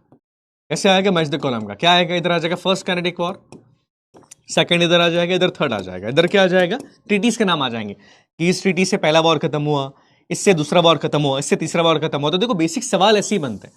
तो जब नोट्स तुम बनाओ ना, तो नोट्स में क्या लिखना है तुमको, नोट्स से बनाना, यहां पर लिखना फर्स्ट किनेटिक वॉर, ठीक है। उसके बाद पहले कॉलम में लिखना इसका रीजन क्या था, रीजन के बाद मेजर बैटल लिखना, एक ही बैटल लिखना कोई सी जो बताइए मैंने, और तीसरा लिखना आप इसमें ट्रीटी की संधि के साथ ही वॉर खत्म हो जाता है। दैट्स इट, इससे ज्यादा अपने को नहीं करना, 3 ही बातें आपको करनी। आई बात समझ में, क्लियर हो गया, क्लियर है। चलो आगे बात करें, हाँ जी चलो बात करें आगे, चलिए स्टार्ट करते हैं अब आगे। चलो अब इस पूरे मैप को आप देखो ध्यान से, मुझे एक बात बताओ, सबसे इंपॉर्टेंट एरिया इस मैप में ब्रिटिशर्स के लिए कौन सा लग रहा है तुमको, कि साहब ये एरिया सबसे ज्यादा इंपॉर्टेंट है ब्रिटिशर्स के लिए, कि साहब यहां से इनके लिए बड़ा इंपॉर्टेंट एरिया, क्या लगता है? इस पूरे एरिया में आप देखो, पूरे मैप को आप देखो भारत का, ये काफी पुराना मैप है भारत का। इधर देखो अफगानिस्तान वाला दुर्रानी एम्पायर आ गया, सिख एम्पायर यहां पर आ गया, मुगल्स काफी कम हो गए यहाँ पे, यहाँ पर अवध के नवाब है, इधर नवाब बंगाल आ गया है। तो इस पूरे इलाके में अंग्रेजों के हिसाब से अगर बात की जाए, ये देखो नवाब कर्नाटिक वाला एरिया यहां पर आ चुका है। इस पूरे इलाके में अंग्रेजों के लिए सबसे इंपॉर्टेंट एरिया कौन सा है? ऑब्वियसली हम लोगों ने अभी बात करी, that is the Bengal. Bengal से लोग 60% व्यापार करते हैं, 60% का व्यापार बंगाल से करते हैं। 60% बहुत होता है बच्चा, बहुत। और देखो बंगाल बहुत रिच प्रोविंस है, भारत का सबसे अमीर प्रोविंस बंगाल ही इनके लिए। इस टाइम पर बंगाल सबसे ज्यादा अमीर एरिया, सबसे ज्यादा अमीर। अमीर क्यों है? देखो रीजन अमीर होने के, बंगाल अमीर है कुछ मेजर रीजन की वजह से। क्या रीजन है बंगाल के अमीर होने के, बताता हूं मैं थोड़ा सा। बंगाल के अंदर पहले तो पूरा बांग्लादेश आता है आज का, बिहार उड़ीसा पूरा बंगाल के अंदर आता है। बंगाल में sugar, silk, handcraft industry, cotton, rice, Indigo, paper सब मिलता है बंगाल में। बहुत इंपॉर्टेंट है बंगाल, नील की खेती आप कर रहे हो बंगाल में, पूरा बिहार आपका, बिहार भी थोड़ा सा आ रहा है इसमें, इसमें उड़ीसा भी आपका आ जाता है। तो बंगाल अपने आप में बहुत बड़ी जगह है। अब बंगाल की कहानी सुनते, थोड़ा सा इतिहास, औरंगजेब के टाइम से बंगाल की कहानी सुनते। देखो औरंगजेब के बारे में अगर बात की जाए, औरंगजेब के टाइम पर क्या होता है, पहले अपन बात करें कि देखो अंग्रेजों ने बंगाल पे या बंगाल से व्यापार करना कब शुरू कर दिया था। तो देखो जब शाहजहां था ना, शाहजहां के टाइम पर अंग्रेज ने बंगाल से व्यापार करना धीरे धीरे शुरू कर दिया था। और उस टाइम पर बंगाल का नवाब था शाह सुजा, ये भाई साहब बंगाल के नवाब थे। और बंगाल में इनको व्यापार करने की परमिशन अंग्रेजों को यहां पर मिल गई थी। अंग्रेज व्यापार करते थे यहां पे, और साल भर का ये 3,000 रुपए देते थे कि साल भर हम बंगाल से व्यापार करेंगे और 3,000 रुपए देंगे। अब 3,000 कोई बहुत ज्यादा अमाउंट तो होता नहीं, बट हाँ ठीक है 3,000 रुपए देते थे। अब मामला अच्छे से चल रहा था, 3,000 अंग्रेज साल का देते और व्यापार करते बंगाल से। अब इनको करना है प्राइवेट ट्रेड। प्राइवेट ट्रेड क्या होता है समझते ना, खुद का माल बेचना यहां पर। अब वही मुगल चेक पोस्ट वाली कहानी यहां पर भी थी कि जहां जहां से भी निकलते थे इनको अपने सामान को दिखाना पड़ता था कि अच्छा सामान किसका है, कंपनी का है तो कंपनी का लेटर दिखाओ कि कंपनी ने इतना सामान इशू करा है, बाकी सामान ये अपने पास ही रख लेते। तो इनको बड़ी परेशानी होती थी ईस्ट इंडिया कंपनी वालों को कि यार ये प्राइवेट ट्रेड करने नहीं दे रहे। अब क्या होता है कि जब शाहजहां के बाद औरंगजेब और कई लोग राजा बने, तो औरंगजेब के टाइम पर औरंगजेब ने क्या करा कि पूरे मुगल सल्तनत को अलग अलग एरिया में डिवाइड कर दिया, और इन्हें कहता था प्रोविंसेस। इनको सूबा बोलता है, क्या कहता है इसको, सूबा। बंगाल सूबा, बंगाल का सूबा ऐसा, पंजाब का सूबा हो गया, इसको सूबा कहा जाता था। और ऐसे एक सूबा था हमारा बंगाल। बंगाल बहुत बड़ा सूबा है, तो सबसे बड़ा सूबा औरंगजेब का था बंगाल, ये याद रखना। कई सारे शहनशाह हुआ, औरंगजेब के बाद इसका बेटा है कि बहादुर शाह प्रथम, फर्रुख सियार, मोहम्मद शाह रंगीला, बहुत सारे राजा महाराजा यहां पर आएंगे, पर अपने को इसके बारे में बात नहीं करनी। अब हम बात करेंगे बंगाल के बारे में। देखो बंगाल जो है, बंगाल के जो नवाब थे, जहां से कहानी हम शुरू करने वाले हैं, उनका नाम है नवाब मुर्शिद कुरली खान। ये बंगाल के नवाब थे। अब इस टाइम तक बंगाल मुगल्स के अंडर ही आता है, पर केवल कहने के लिए, कहने के लिए, समझते हो? मतलब बंगाल के नवाब इतने ज्यादा पावरफुल हो चुके कि कभी वो मुगल्स को अपना बादशाह मानते, कभी नहीं भी मानते थे। कभी मर्जी आए तो मुगल्स को टैक्स दिया, कभी मर्जी आए तो मुगल्स को टैक्स देते भी नहीं थे। मुगल्स मतलब मुगल्स केवल नाम मात्र के मुगल्स रह गए थे। बंगाल अपने आप में बड़ा स्ट्रांग हो चुका था। और इनके बंगाल के शुरुआत के नवाब कौन है? नवाब मुर्शिद कुरली खां। अब मुर्शिद कुरली खां के जितने भी बच्चे हैं सब नालायक हैं, इनके बच्चों के बच्चे भी हैं, पर इनको लगा कि यार मैं थोड़ा कड़क आदमी, और ये कड़क भी थे। कड़क कैसे थे? जिससे जो ब्रिटिश लोग इनके एरिया में व्यापार करते हैं उन पे बहुत नजर ये रखते हैं, रेस्ट्रिक्शंस लगा के रखते हैं कि नहीं ये सामान तुम नहीं ले जा सकते, इस सामान की रसीद दिखाओ। और ब्रिटिशर्स इनसे बहुत परेशान है यार कि क्या करे इस नवाब का। अब नवाब साहब मर जाते हैं। नवाब साहब के मरने के बाद नवाब साहब का जो नाती है, नाती मतलब समझते हो ना, से याद रखिएगा, नवाब साहब का जो नाती है जिसका नाम था सिराजुद्दौला, ये बंगाल का नवाब बनता है। और ये भी सेम उसी तरह का आदमी है। ये भी क्या करेगा, ये भी साहब अंग्रेजों को बड़ा परेशान करेगा कि नहीं ये नहीं करना वो नहीं करना, बड़ा नजर रखता है। और ये नवाब जो है जिस तरीके से नवाब बना, वो नवाब बनना इसका किसी को पसंद आया नहीं। बिकॉज देखो इसकी उम्र केवल 21 साल है। 21 साल की एज में नवाब बन जाता है। 21 साल की एज में नवाब बनेगा। और ये पुराने नवाब का रिलेटिव है, कोई बेटा बेटा नहीं, रिलेटिव है इनका। और 21 साल की उम्र में नवाब बन जाएगा। 21 साल बहुत कम एज होती है। 21 साल में बंगाल का नवाब बन गया। अब इस टाइम पर जो ये नवाब तो बन गया बंगाल का, बड़ी मुश्किल से लड़ाई वड़ाई लड़के नवाब बन जाता है। अब ये जिस तरह का आदमी है ना, वो इसको साइकोलॉजिकल इश्यूज, सीधी अगर बात की जाए, ये सैडिस्ट है। क्या मतलब है इसका? सैडिस्ट कौन होता है, किसको सैडिस्ट कहा जाता है, कोई बताएगा मुझे? He is a sadist person. Sadist कौन होते हैं, कोई बताएगा मुझे? सैडिस्ट किसे कहा जाता है? जल्दी बताओ, सुना है किसी ने? सैडिस्ट आदमी। एक मूवी आई थी स्पाइडर, मूवी देखी किसी ने? साउथ की मूवी स्पाइडर। स्पाइडर में कुछ लोग ऐसे होते हैं ना जिनको दूसरों को दुखी देख के मजा आता है। तुमने देखे कुछ लोग ऐसे जिनको दूसरों को दुखी देख के मजा आता है?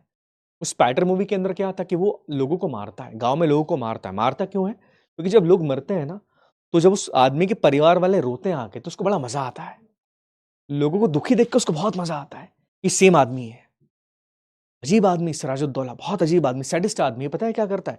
ये सामने इसकी बहुत बड़ी नदी है, नदी में ये जाता है, नाव ले जाता है, नाव ले जाएगा और नाव वाले से बोलता है कि साहब बीच में नाव डुबा दे। और जब लोग डूब के मरते हैं ना, तो उसको मजा आता है देख के। ये रोज करता है आदमी, किसी को मारेगा। लोग जब दुखी होते हैं तो उसको बहुत मजा आता है। बहुत अजीब सा आदमी, सैडिस्ट आदमी, साइकोलॉजिकल इश्यूज है इसके साथ। इस तरह का आदमी नवाब ऑफ बंगाल, क्या नाम है इसका? सिराजुद्दौला। अब इसका एक सेनापति, सेनापति का नाम है मीर जाफर। मीर जाफर तकरीबन 80 साल का आदमी है। बहुत बहुत बहुत समझदार आदमी है। और इसको हमेशा मन में लगता है कि यार, क्योंकि मीर जाफर भी वो जो पुराने बंगाल के नवाब थे ना, उनका रिलेटिव था। इसको लगता है कि यार मेरे को नवाब बनना चाहिए, इसको नवाब कहां पर बना दे। इसके खिलाफ भी खड़ा हो गया था। हालांकि इसने इसको हरा दिया तो इसको वापस से कमांडर बना दिया जाए, तो उसके ऊपर मैं नहीं आऊंगा। पर ये मान के चलो कि बंगाल का जो नवाब है सिराजुद्दौला, उसकी आर्मी का जो कमांडर, उसका नाम है मीर जाफर। मीर जाफर इससे नफरत करता है। बोले यार ये बच्चा है, ये क्या नवाब बना दिया इसको, बेवकूफ आदमी, इससे कुछ होता जाता तो है नहीं, करना धरना इन भाई सबको कुछ आता नहीं है। उसके बाद भी ये लोगों के मजे लेता है, मरने में इसको अच्छा, मारने में लोग इसको अच्छा लगता है। और ये बदतमीज बहुत है, कभी इनका मजाक उड़ा देगा, कभी इनका मजाक। है जगत सेठ। जगत सेठ उस टाइम पर बंगाल के सबसे अमीर आदमी, नामी सेठ है। इनके पास इतना पैसा है जितना बंगाल के इस नवाब के पास भी नहीं था। इनका भी मजाक उड़ाता है, जबकि इनकी हेल्प से ये बनाया नवाब, फिर भी इनका मजाक उड़ाएगा। अब मीर जाफर भी इसके अगेंस्ट हो गया, जगत सेठ भी इसके अगेंस्ट है। मतलब इसको कोई पसंद यहां पर करता नहीं। और अजीब सा आदमी। अब इसने भी अपने जो पहले के नवाब थे उनकी स्ट्रेटेजी अपनाई कि अंग्रेजों पे इसने धीरे धीरे अपना कब्जा करना शुरू कर दिया। इसने बोला कि सब जितने भी अंग्रेज मेरे एरिया के अंदर रहते हैं, पहली बात, कोई भी अंग्रेज प्राइवेट ट्रेड नहीं करेगा। मतलब सारे अंग्रेज केवल ईस्ट इंडिया कंपनी के लिए सामान खरीद सकते हैं। दूसरी बात, मेरी एरिया में जितनी भी फैक्ट्रीज हैं, जैसे इसके एरिया में आप देखो, इस मैप को आप देखो, अंग्रेजों की फैक्ट्री कहां पर? अंग्रेजों की फैक्ट्री थी कोलकाता के अंदर, है ना। फ्रांसीसियों की फैक्ट्री कहां पर? फ्रांसीसियों की चंद्रनगर के अंदर फ्रांसीसियों की फैक्ट्री थी। चिंसुरा के अंदर डचेस की फैक्ट्री थी। तो इसके एरिया में 3 फैक्ट्रीज आती। इसने बोला साहब कि कोई भी आदमी अपनी फैक्ट्री का फोर्टिफिकेशन नहीं करेगा। फोर्टिफिकेशन का मतलब क्या होता है? अपनी फैक्ट्री के आसपास आप बहुत बड़ी बड़ी दीवार नहीं खड़ी करोगे, और ना ही अपनी फैक्ट्री के आसपास आप बहुत बड़े गड्ढे खड़े खोद दोगे। गड्ढे क्यों खोदते थे बताऊंगा मैं। अब देखो ब्रिटिशर्स को एडवांटेज है यहाँ पे। एडवांटेज क्या है ब्रिटिशर्स को? देखो यहां से समुद्र है, समुद्र से ब्रिटिशर जहाज लेके आते और धीरे से अपने एरिया में पहले चले जाते थे।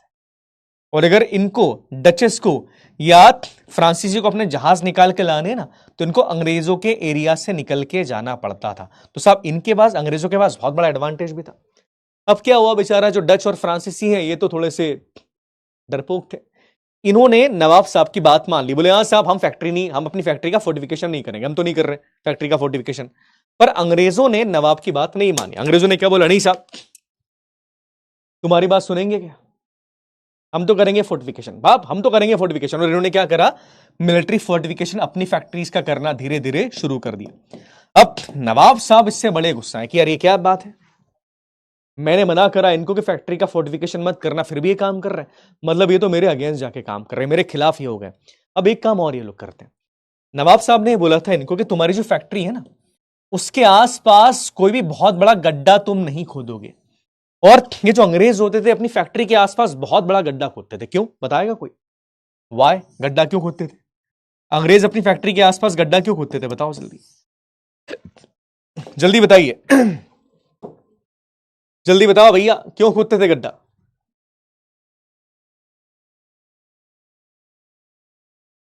अर्पित को ही समझ में नहीं आ रहा नोट क्या करना है। बहुत बढ़िया, वाह। बहुत बढ़िया। अरे अभी एक बैटल होगी, इस बैटल को नोट करना है। जो नोट करना है बता दूंगा मैं। इतने कंफ्यूज हो भाई? गन पकड़ोगे, बोलोगे बैरल कहां है गन का? जो नोट करना बता देता हूं ना मैं, किसको नोट करना है तो वही बता दूंगा मैं नोट करना क्या है। अभी तो शांति से केवल कहानी सुनो, बिकॉज कहानी नहीं सुनोगे तो समझ में नहीं आएगा नोट क्या करना है। देखो क्या होता था, मैं क्लियरली बताऊं, मराठास अटैक करते हैं इन पे। मराठा इन पे बहुत अटैक करते थे। अटैक क्यों करते? अटैक करेंगे, लूटपाट करके सामान ले जाते थे। तो मराठास के डर से लोग क्या करते थे, अपनी फैक्ट्री के आसपास बहुत बड़ा गड्ढा करते थे। गड्ढे में डालेंगे पानी, पानी में डालेंगे मगरमच्छ, और इन मगरमच्छों को छोड़ देते थे खुला भूखा, कुछ नहीं देंगे इनको।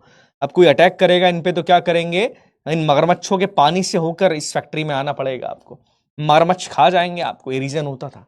हाँ जी, मजाक नहीं कर रहा हूँ, सच बता रहा हूँ यहाँ पे। तो याद रखना साहब, रीजन ये था कि because of the Maratha attack से लोग फैक्ट्रीज के आसपास क्या करना शुरू करते थे, बड़ी बड़ी चीजें करना शुरू करेंगे और गड्ढे खोद देते थे ताकि अटैक ना किया जा सके। That was the reason. अब क्या होता है यहां पर, नवाब साहब ने बोला कि देखो अब कुछ भी नहीं करना है तुमको, ना तुम फैक्ट्री के आसपास बड़ी दीवार खड़ी करोगे, ना तुम बहुत बड़े गड्ढे आप खड़े करना शुरू करोगे। गड्ढे भी नहीं खोदोगे, कुछ आपको नहीं करना, शांति से आपको फैक्ट्री चलानी, व्यापार करना। अब अंग्रेज तो चाहते थे कि नवाब साहब से ले पंगा। बेचारे फ्रांसीसियों ने और बाकी लोगों ने बोला ठीक है नवाब साहब आपकी बात मान लेते, आप जो बोल रहे हैं आप हमारे भले के लिए कह रहे होंगे। अंग्रेजों ने जानबूझ के, जो इनका फोर्ट विलियम था, याद आ गया ना कलकत्ता वाला, इसके आसपास इन्होंने गड्ढा खोदना शुरू कर दिया। अब जैसी बात नवाब साहब को पता लगी, नवाब साहब ने बोला गद्दारी, हमारे इलाके में रह के हमसे गद्दारी, हमारी बात नहीं मानोगे, चलो तुमको मजा सिखाते हैं। अब नवाब साहब कम आदमी नहीं, नवाब साहब बड़े खतरनाक आदमी। इन्होंने क्या करा, अपनी बहुत बड़ी सेना ली, सेना काफी बड़ी इनकी, अपनी सेना लेके ये निकले मुर्शिदाबाद से। मुर्शिदाबाद में नवाब साहब की कैपिटल, नवाब साहब का महल मुर्शिदाबाद के अंदर था। मुर्शिदाबाद से निकल के नवाब साहब सीधे पहुंच गए फोर्ट विलियम। बोले यहीं गड्ढा खोद रहे हो ना, और फोर्ट विलियम पे नवाब साहब ने कर दिया हमला। बहुत हमला किया, हमला किया साहब। कुछ लोग तो भाग गए वहां से और कुछ लोग घायल होकर फोर्ट में फंसे रह गए। अब क्या होता है, अब नोट करना है यहां से।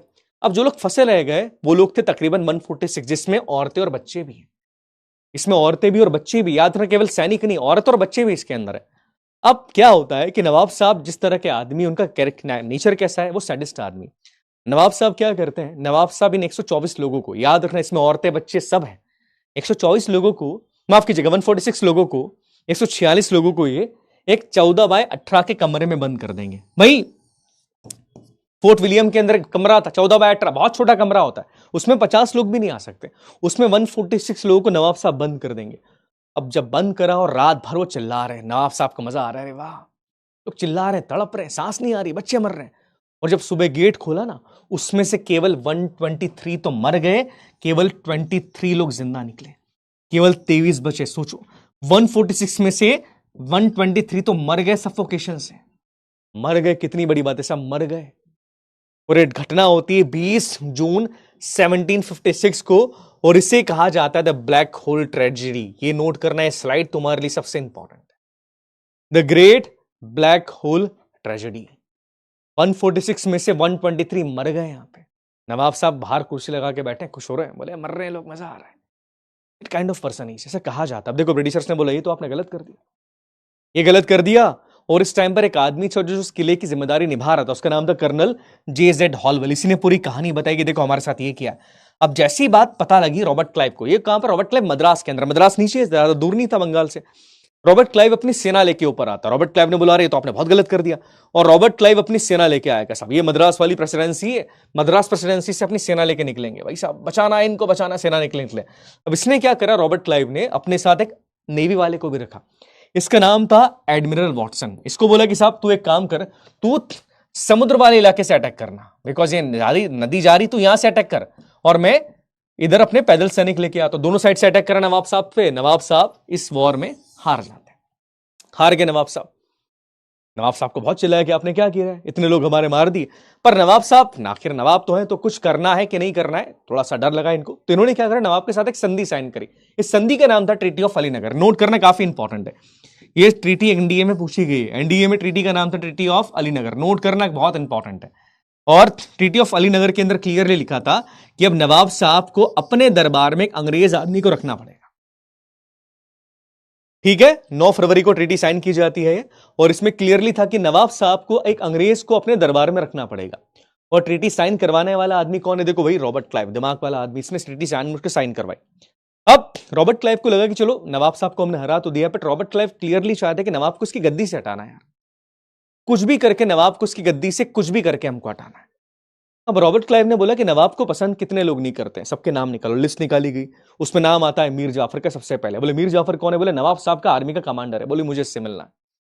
रॉबर्ट क्लाइव मिलता है मीर जाफर से, सीक्रेटली मीटिंग करते हैं, जगत सेठ से मिलेगा वो, सीक्रेटली मीटिंग करी। अब रॉबर्ट क्लाइव ने मीर जाफर से बोला कि देखिए ये तो 21 साल का लड़का है, मीर जाफर, माफ कीजिएगा 21 साल का लड़का है नवाब, आप तो उम्र दराज हैं, नवाब तो आपको बनना चाहिए। मीर जाफर बोलता है मेरी भी इच्छा ही है, पर क्या करूं ये नवाब ही है। तो रॉबर्ट क्लाइव उनसे बोलेगा कि काम करते हैं ना, आप हमारा साथ दो, हम इसको हराएंगे, ये तो बेवकूफ आदमी, इसको हराएंगे और इसको हराने के बाद आप बंगाल के नवाब बन जाना, बट हम जैसा बोले आपको वैसा करना पड़ेगा। मीर जाफर ने बोला आपने क्या बात कर दी, बिल्कुल आप आदेश कीजिए, इसको हराना मैं इस आदमी को पसंद भी नहीं करता, आप तो बोलो क्या करना है क्या नहीं करना। बोले समय आने पे बताएंगे तुमको क्या करना है। अब मीर जाफर के साथ डील होगी रॉबर्ट क्लाइव की, और भाई साहब हमारे सिराजुद्दौला को कोई फर्क ही नहीं पड़ रहा। बोले हाँ कोई दिक्कत नहीं, उसको कोई समझ ही नहीं पड़ रहा, बिकॉज 21 साल का लड़का, उसको कोई इतना समझ आ नहीं। मीर जाफर ने डील कर ली रॉबर्ट क्लाइव के साथ। इसी बीच क्या होता है, नवाब सिराजुद्दौला ने एक गलती कर दी। गलती क्या थी बेटा, सिराजुद्दौला ने क्या करा साहब, आप देखेंगे कि फ्रांस को सपोर्ट करना शुरू कर दिया। फ्रांस कौन सी कंट्री है, अंग्रेजों के दुश्मन है फ्रांस, और उसने सपोर्ट करना धीरे धीरे शुरू कर दिया सिराजुद्दौला ने उसको। अब रॉबर्ट क्लाइव ने जैसे ही पता लगा कि साहब आप फ्रांस को सपोर्ट कर रहे, रॉबर्ट क्लाइव ने सिराजुद्दौला पे इल्जाम लगाया कि देखो आपने जो ट्रीटी साइन करी ना उसका आपने विद्रोह किया, आप उसके अगेंस्ट जा रहे हो, इसलिए हम आपके ऊपर हमला कर रहे हैं। और रॉबर्ट क्लाइव अपनी एक बहुत बड़ी सेना लेके, सुनना, बहुत बड़ी सेना लेकर रॉबर्ट क्लाइव निकल जाएगा। कहां से निकलेगा, मद्रास से निकलता है रॉबर्ट क्लाइव साहब, माफ कीजिएगा कलकत्ता से निकल रहा है, बहुत बड़ी सेना लेके निकल रहा है कलकत्ता से। अब सेना पहुंच गई प्लासी के पास, यहां तक पहुंच गई। नवाब साहब को पता लगा मुर्शिदाबाद में कि साहब बहुत बड़ी सेना लेके आ रहा है रॉबर्ट क्लाइव, क्या करे, नवाब साहब भी अपनी 50,000 की सेना लेके, सुनना 50,000 की सेना लेके निकलते हैं और दोनों सेनाएं पहुंचती है प्लासी में। ये प्लासी का एरिया, यहां पर दोनों सेनाएं पहुंचेगी।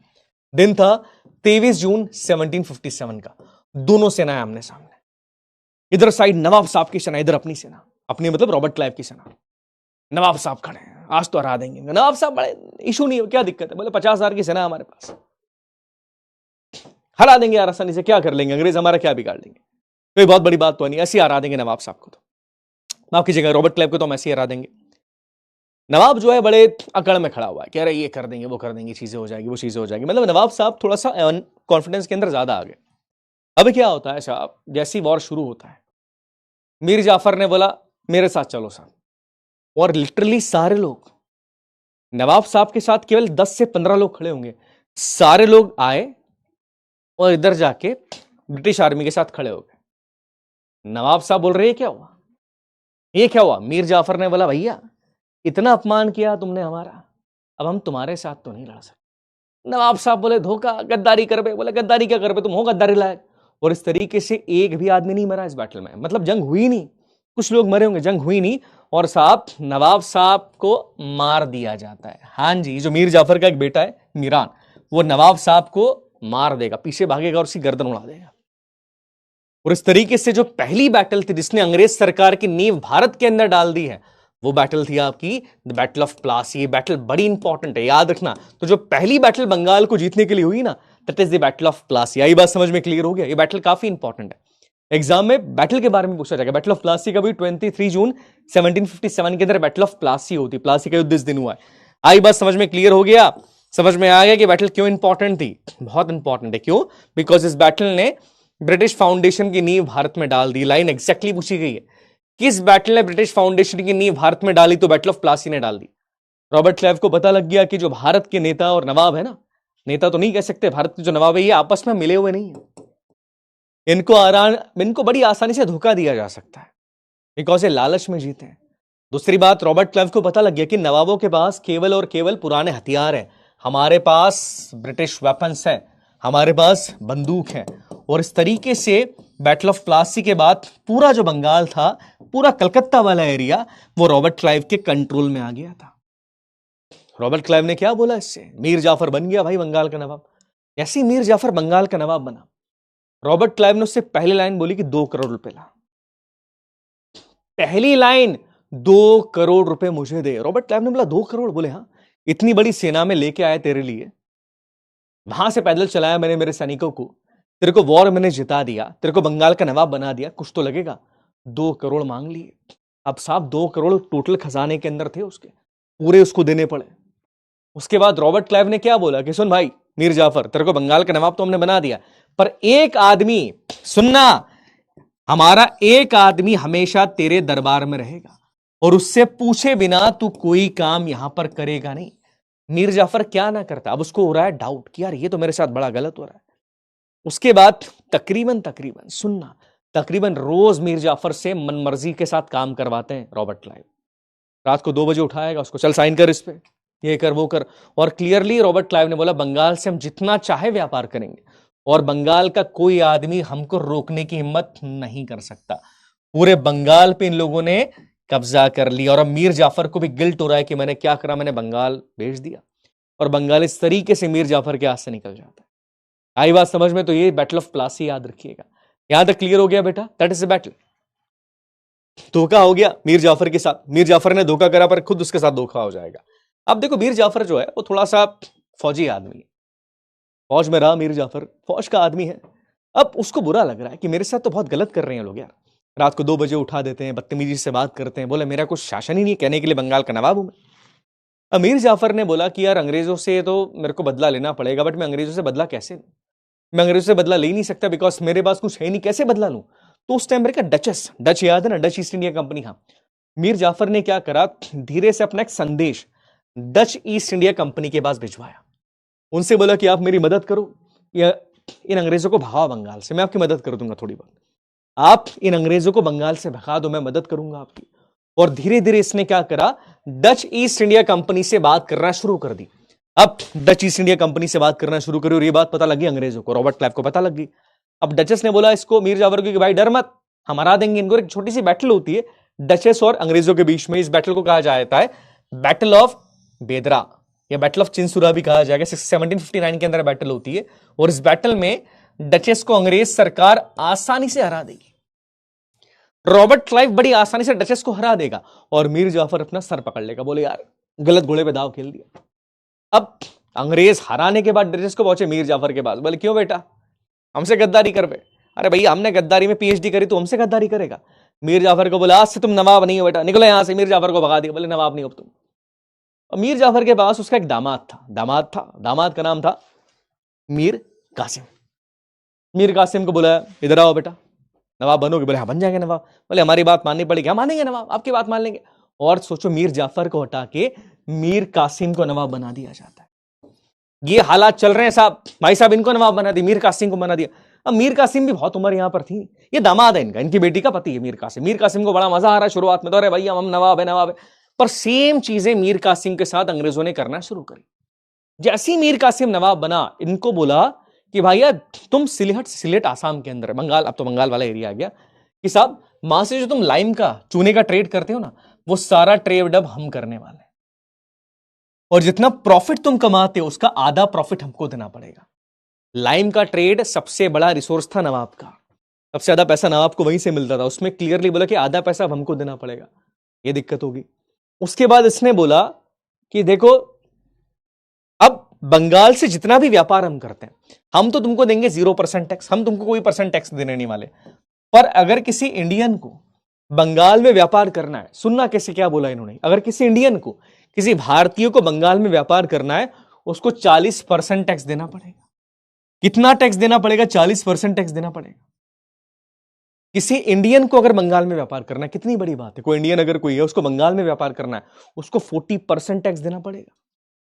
पूछो क्या हालत होगी इंडियंस की। रॉबर्ट क्लाइव ने चीजें करी, 40% टैक्स देना पड़ेगा। 40% किसको बोलते हैं? और हमारी जो पूरी हैंडक्राफ्ट इंडस्ट्री थी वो खत्म कर दी इन्होंने। मतलब ये था कि मान लो मैं इंडियन हूं, मैं स्वेटर बनाता हूं, हाथ का कारीगर हूं, मैं बहुत अच्छी चीज बनाता हूं। अगर मैं 100 रुपए की चीज बना रहा हूं ना, तो 100 रुपए में से जब वो चीज बिकेगी तो 40 रुपए मेरे को देना पड़ेगा अंग्रेज सरकार को। अब सीधी बात है, मेरे को कुछ बचेगा नहीं, तो मैं चीज का प्राइस बढ़ा दूंगा, मैं कर दूंगा चीज का प्राइस 200 रुपए। अब 200 रुपए में कोई सामान खरीदेगा? वो कोई नहीं खरीदेगा। 200 रुपए बहुत महंगे, कोई नहीं खरीदेगा। पर मैं क्या करूं, मैं जितना सामान बना रहा हूं, जितना बेच रहा हूं, उसमें से 40 रुपए तो वही रख रहे हैं ना, 40% तो टैक्स ही ले लेते, तो मेरे पास कुछ बच नहीं रहा, तो मेरे को प्राइस बढ़ाने पड़ेंगे। और इस तरीके से हमारी हैंडक्राफ्ट इंडस्ट्री खत्म हो गई, बिकॉज सामान ही भी नहीं बिक रहा है। लोगों ने सुसाइड करना शुरू कर दी, हमारी हैंडक्राफ्ट इंडस्ट्री पूरी तरीके से खत्म कर दी इन लोगों ने। अब जब ये बात मीर कासिम को पता लगी, तो देखो इसका भी जमीर तो है, इसने बोला कि यार ये मैं सह नहीं सकता, और इसने अपनी राजधानी चेंज कर ली, मुर्शिदाबाद से मुंगेर चला गया। सोचो, राजधानी चेंज कर ली, इसके साथ क्या कर रहे हैं, रात को 2 बजे उठा दिया, 3 बजे उठा दिया, साइन कर इस पे, करना पड़ेगा। मतलब सब सेल्फ रिस्पेक्ट इसका खत्म कर दिया, और ये बोलेगा अब मैं सह नहीं सकता। अब भाई साहब सह नहीं सकते, पर क्या करे, छोटी सी लड़ाई लड़ता है इनसे। याद मत रखना इसको, छोटी सी लड़ाई लड़ेगा, पर ये लड़ाई इतनी बुरी तरीके से हार जाएगा और इसको भागना पड़ेगा। सोचो, इसका भी ईमान जाग गया, पर ये लड़ाई हार जाता है। लड़ाई लड़ी इसने, बहुत छोटी लड़ाई थी, लड़ाई लड़ी, पर ये लड़ाई हार के फिर ये भी भाग जाता है। बोले अब मैं क्या करूं। अब जब ये भागा ना, तो मीर जाफर से फिर पूछा, बेटा तुम बन जाओगे क्या वापस नवाब। मीर कासिम भागने के बाद कितने कैसे लोग अंग्रेज पता है, इन्होंने वापस से मीर जाफर को नवाब बना दिया। ठीक है, अब तेरा दामाद भाग गया, तू वापस नवाब बन जा। That kind of person are Britishers. इस तरह के लोग ब्रिटिशर्स हैं, ये नोट करना। बहुत अजीब लोग हैं, बहुत लूटा इन्होंने हमारे देश को, बहुत लूटा है बेटा। ये कहानियां मैं क्यों बता रहा हूं, ताकि समझो कि हमारे देश के साथ क्या क्या नहीं किया इन लोगों ने। बहुत लूटा हमारे देश को। ठीक है, अब इसी के बाद आप एक बैटल के बारे में हम आगे बात करेंगे, वो बैटल ऑफ बक्सर। बक्सर के वॉर के बारे में बात करेंगे, आज तो नहीं करेंगे बिकॉज 70 एक स्लाइड हो चुकी है। Battle of Buxar interesting battle है, बक्सर का वॉर, याद रखना।